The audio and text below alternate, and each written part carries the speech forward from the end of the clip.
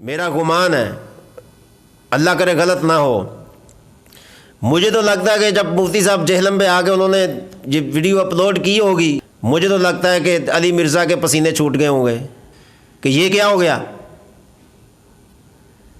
میں نے تو ہوا میں چیلنج کیا تھا، میں نے تو گمنام چیلنج کیا تھا، مجھے نہیں پتا تھا کہ مفتی صاحب آ جائیں گے، یہ تو مفتی صاحب آ گئے۔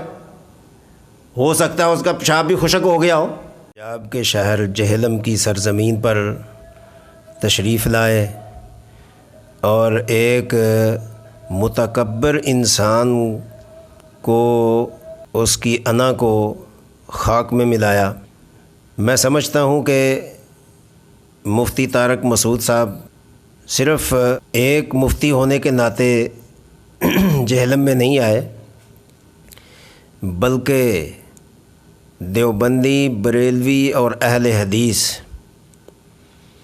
ان تین بڑے فرقوں کے نمائندہ بن کر وہ جہلم میں تشریف لائے تھے، اور ان تین مسالک کے سوالات اور بھرپور اصرار پر آپ جہلم آئے تھے تاکہ دودھ کا دودھ اور پانی کا پانی ہو جائے۔ اب علی مرزا کے اندر کوئی تھوڑی سی بھی حیا، شرم، غیرت نام کی کوئی چیز ہو، آئندہ وہ کسی عالم دین کو چیلنج نہیں کرے گا۔ لیکن اگر حیا نہ ہو تو پھر کیا کہتے ہیں، اذا فاتک الحیا فافعل ما شئت، کہ جب کسی کا حیا فوت ہو جائے، حیا کا جنازہ نکل جائے، تو پھر وہ جو چاہے کرے۔ تو اس لیے علی مرزا نے یہ جو بزدلی دکھائی ہے کہ کھودا پہاڑ نکلا چوہا وہ بھی مرا ہوا، اس کے مصداق ہو علی مرزا تم۔ اور مفتی صاحب نے ماشاءاللہ جو ہمت، دلیری، بہادری دکھائی ہے، صرف اسلام کے لیے، دین کے لیے، اس پر کوئی فخر نہیں ہے ان کو۔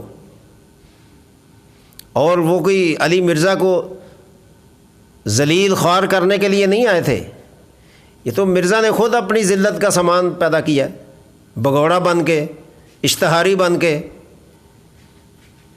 اور اب پہلے جو آپ کہتے تھے نا کہ میں فلاں کو علمی پھکی دی ہے، اب تم علمی بگوڑے ہو، علمی اشتہاری ہو کہ تم کسی عالم دین کا سامنا نہیں کر سکتے۔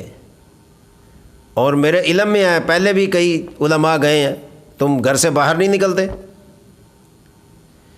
جو بندہ گھر سے باہر نہ نکلے اور ایک عالم دین اتنا سفر کر کے تمہارے گھر کی چوکھٹ پہ جائے، تم ملنا گوارا نہ کرو، تم کس منہ سے قال اللہ اور قال الرسول کی باتیں کرتے ہو؟ لوگوں کو اپنے شیطانی جال میں پھنسانے کی کوشش کرتے ہو۔ اور میں ایک قدم آگے بڑھ کے یہ بات کہنے کی جسارت کرتا ہوں، علی مرزا اب اگر تمہارے اندر غیرت اور حیا کی رتی بھر بھی ہو تو تم جاؤ مفتی طارق مسعود صاحب کے پاس کراچی میں، جا کر ان سے معافی مانگو، ان کے پاؤں پکڑو اور ان سے اپنی اصلاح کرواؤ، تاکہ عوام کو پتہ چلے کہ اہل حق کا کیا طریقہ ہے، اگر تم اہل حق ہو۔ لیکن میں نہیں سمجھتا کہ تم ایسا کرو گے۔ لیکن بنتا یہی ہے کہ اب جاؤ تم، اگر تمہارے اندر کوئی علمی ظرف ہے، علمی ہمت ہے، علمی حلم ہے، علمی کوئی بردباری کی چیز ہے، تو تم جاؤ مفتی صاحب کے پاس، جا کر ان سے معافی مانگو اور وہاں جا کر اپنا دماغ ٹھیک کرو۔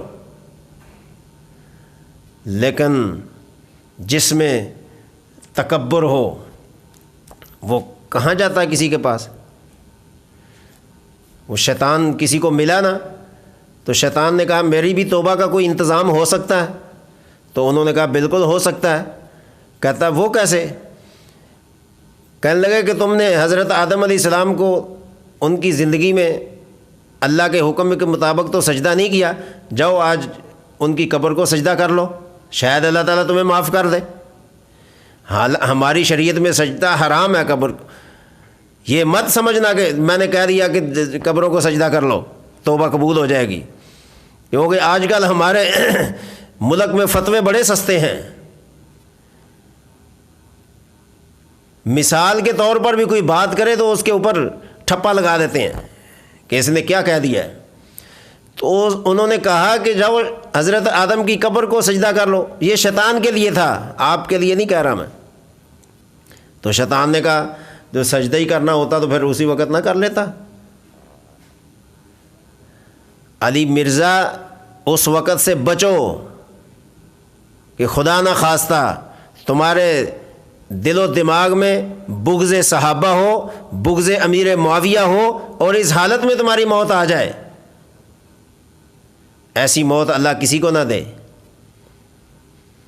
تو میرا مشورہ ہے تمہیں جاؤ مفتی صاحب کے پاس، اپنی اس غلطی کا ازالہ کرو تاکہ تمہارے جو چاہنے والے ہیں ان کو پتہ چلے کہ ایک اہل حق، اگر حق کی تمہارے اندر کوئی شناخت ہے تو اہل حق کیسے اپنی اصلاح کرتے ہیں۔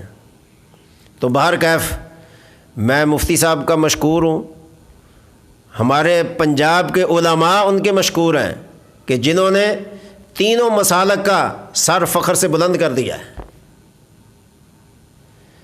اور آگے سے پروپگنڈا کیا کہ خدا نہ خواستہ مفتی صاحب کوئی اشتہاری نہیں ہے، کوئی غیر ملکی نہیں کہ بغیر اجازت کے پنجاب میں آ گئے ہیں یا پاکستان میں آ گئے ہیں، کہ مفتی صاحب نے نعوذ باللہ کسی کی چوری اور ڈاکہ نہیں مارا کہ وہ جہلم میں آ گئے ہیں، اور نہ وہ کسی شرارت کے لیے، نہ کسی فساد کے لیے، نہ کسی تماشے کے لیے، اور نہ ہی کسی کو ذلیل اور رسوا کرنے کے لیے جہلم میں آئے تھے۔ وہ تو ایک اپنا مطالبہ لے کر آئے تھے کہ جو ایک عرصے سے بندہ بلا رہا ہے اور ان کی انتظار کر رہا ہے، چلو اس بندے کے دل کو ٹھنڈک پہنچا دیں، جو علمی ٹھنڈک ہوتی ہے۔ وہ تو مسائل کو الجھانے کے بجائے سلجھانے کے لیے آئے تھے، لیکن آگے سلجھانے والا جو ہتھیار تھا وہی غائب ہو گیا۔ اور اوپر سے کہا کہ جی جب پتہ چلا کہ مفتی صاحب آ گئے ہیں، میرا جہاں تک اندازہ ہے، میرا گمان ہے، اللہ کرے غلط نہ ہو، مجھے تو لگتا ہے کہ جب مفتی صاحب جہلم پہ آ کے انہوں نے یہ ویڈیو اپلوڈ کی ہوگی علی مرزا کے بارے میں کہ مجھے ٹائم بتاؤ اور اپنے نمائندے سے کہو میرے نمائندے سے اپنا رابطہ کریں اور مجھے ٹائم بتائیں کس وقت میں، مجھے تو لگتا ہے کہ علی مرزا کے پسینے چھوٹ گئے ہوں گے کہ یہ کیا ہو گیا۔ میں نے تو ہوا میں چیلنج کیا تھا، میں نے تو گمنام چیلنج کیا تھا، مجھے نہیں پتا تھا کہ مفتی صاحب آ جائیں گے، یہ تو مفتی صاحب آ گئے، ہو سکتا ہے اس کا پیشاب بھی خشک ہو گیا ہو۔ تو تمہارے اندر اگر اتنی ہمت نہیں ہے تو تم منہ سے زبان سے بات کیوں نکالتے ہو؟ اتنے پاؤں پھیلاؤ جتنی چادر ہے، چادر سے باہر مت جاؤ۔ تو مفتی صاحب کے خلاف پروپگنڈا کیا کہ مفتی صاحب کے پیچھے تو پولیس لگی ہوئی ہے۔ واہ بھائی واہ، کیا عجیب بات ہے کہ مفتی صاحب بغیر ویزے کے آ گئے ہیں، یا مفتی صاحب کوئی چوری آ گئے ہیں سندھ سے پنجاب میں۔ تو یہ تو کوئی انہوں نے جرم نہیں کیا جہلم آنے کا، اور تمہاری اس بات کا بھی بانڈا پھوٹ گیا۔ مولانا طاہر اشرفی نے جو معاون خصوصی ہیں وزیر اعظم کے، انہوں نے برملا کہا کہ مفتی طارق مسعود کو پاکستان کے اندر کسی بھی شہر، کسی بھی ضلع میں، کسی بھی جگہ جانے کے لیے کوئی اجازت کی ضرورت نہیں ہے۔ وہ آزاد شہری ہیں، وہ ایک پاکستانی ہیں، جہاں چاہیں جب چاہیں جس وقت چاہیں جس کے پاس چاہیں وہ جا سکتے ہیں، اور ان کے پیچھے کوئی پولیس نہیں لگی ہوئی، کوئی ان کے پیچھے رینجر فوج یا کسی قسم کا ان کے پیچھے کوئی پیچھا نہیں کر رہا۔ اب تو تمہیں تھوڑا سا ڈوب جانا چاہیے۔ تو مفتی صاحب کو بدنام کرنے کے لیے آپ نے یہ پولیس کا شوشہ چھوڑ دیا، یہی بزدلوں کی نشانی ہوتی ہے۔ اور مرزا طاہر بھی یہی کرتا تھا کہ وہ پہلے کہتا تھا مباہلہ کرو، میرے ساتھ مناظرہ کرو، اور مولانا منظور احمد چنیوٹی رحمۃ اللہ علیہ نے جب اس کے مناظرے کا اور مباہلے کا جواب دیا، انہوں نے پمفلٹ لٹریچر چھپوا کر لندن بھجوائے اور کہا کہ آ جاؤ، یہ چناب نگر دو دریاؤں کا جو پل ہے اس کے پاس، میں بھی آتا ہوں، تم بھی آؤ، تو بھی پانی میں چھلانگ لگا، میں بھی پانی میں چھلانگ لگاتا ہوں، جو سچا ہوگا بچ جائے گا، جھوٹا ہوگا ڈوب جائے گا۔ آج تک اس چیلنج کا جواب نہیں آیا۔ تو بہرکیف میں اس ویڈیو کو زیادہ طول نہیں دینا چاہتا۔ اس بات میں علی مرزا کی شکست فاش جو ہوئی ہے، اس سے اس کو سبق سیکھنا چاہیے، اور مفتی صاحب کو اللہ تبارک و تعالیٰ نے جو عزت دی ہے، اللہ تعالیٰ ان کی عزت میں اور اضافہ فرمائے۔ اللہم زد فزد۔